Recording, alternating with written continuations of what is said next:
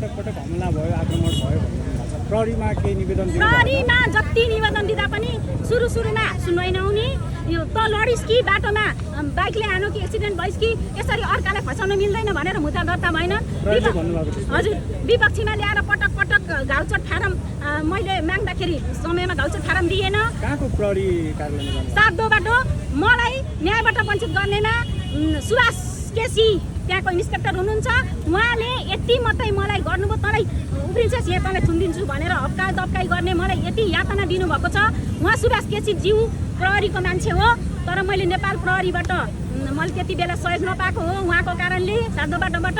र पनि म पिल्सिँदै अगाडि बढ्दै गर्दा पटक पटक मुद्दा चलेको बेलामा पनि कुटपिट हुने, मुद्दा चलेको बेला पनि एक्सिडेन्ट हुने, यस्ता क्रियाकलाप भएर पनि बाँचेर आएको छु। मैले आवाज उठाएँ भनेर मैले यो आवाज मेरो आवाज बुलन्द आवाज हो, मेरो आवाज पीडाको आवाज हो। मेरो आवाजलाई कसैले बुलन्द गरेर मलाई सूर्य हो, म सूर्यलाई हत्केलाले छेक्न सकिन्छ र मलाई त्यही तरिकाले छेक्न खोजे।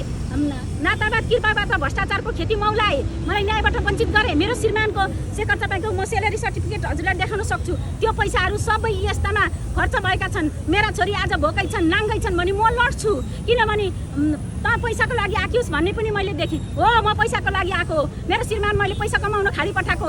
मेरो श्रीमानले कमाएको पैसा रन्डीबाजी र डिस्कोमा अर्को बहुविवाहमा सकियोस् भनेर मैले खाडी पठाएको थिइनँ। र खाडीमा कमाएको पैसा आज सही ठाउँमा उपयोग भएकोमा म यसरी आवाज पनि उठाउने थिइनँ। तर मेरो छोरीको फिस तिरिँदैन, मेरो छोरी भोकै छन् भने त्यो